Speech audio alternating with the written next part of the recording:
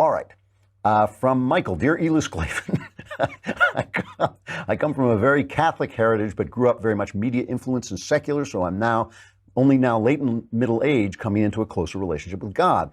Besides offering daily thanks and prayer, I listen to Bible reading, Psalms every day with all the talk about camels and needles. Okay, this is a comment Jesus made where he said, it is harder for a rich man to enter the kingdom of heaven than for a camel to pass through the eye of a needle.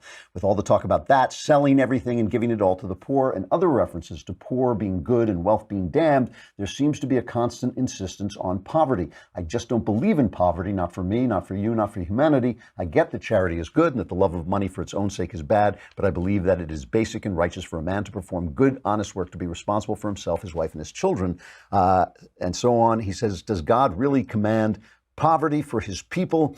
Am I a sinner for trying to make good? Absolutely not. You are absolutely not a sinner for trying to make good.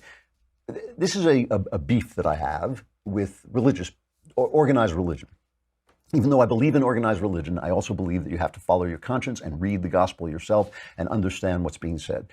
Too many religious people read the Gospels as if they are religious texts, okay? They're reports about a religious event. There are reports of a cosmological anomaly, right? Something that happened that is special in the life of this planet, the Earth, and the life of this species, humankind. And we get 4 reports of it because that gives us a full idea of it from 4 different people, because different witnesses see different things. What's the difference? Okay, Jesus meets a rich man, and the rich man says, how do I get in the kingdom of heaven? And Jesus says, well, follow these commandments. And he says, I've done that. And Jesus then said, okay, well, give your money to the poor. And a guy gets into a pulpit and he says, Jesus wants you to give all your money away to the poor.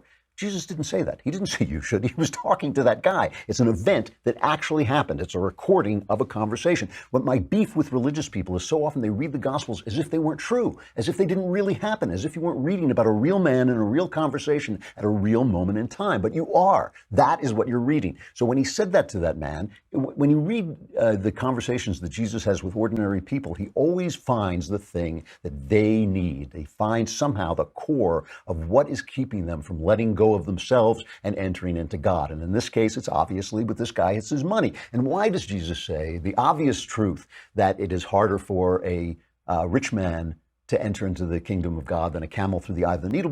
Because when things are going well, even for a moment, we talked about before, when things are going bad and the world seems dark, when things are going well, the world seems absolutely fine. I mean, never mind wealth. If you're just having good sex, you think you're at the pinnacle of bliss. And the idea that maybe, on occasion you should think about, other kinds of bliss, a deeper kind of bliss, a richer kind of life in which your life does not depend on the approval of others, in which your life does not depend on you having physical pleasure in that moment, in which your life does not depend on being wealthy. That's a hard place to get to. It is a hard place to remember when you have a lot of money and things are fine and everything's going well and you're healthy. It's a hard place to remember that this is only momentary, that everything will end, and you need an attitude that is going to be with you when you face death, when you face hardship, when you face poverty. You're not supposed to be poor just for fun. The point is that all the good things in life are wonderful. All the good things in life are wonderful, but they keep you from seeing the deeper truth. They sometimes keep you from seeing, as everybody knows, when you do something that you fail at, you have a project and it fails, you learn a lot. When you have a project and you succeed, you don't really learn anything, because you think it's you did it, but it's really so much luck involved and all these things. So what Jesus is telling you is that you have to look to the higher meaning of your life at all times, even when things are going well. Of course, you should try and do well in your life. You should try and succeed. You should be generous with your money. You shouldn't fall in love with your money. But of course, you should try and do well for your family and yourself. It has nothing to do with that. It has to do with seeing the greater truth at all times.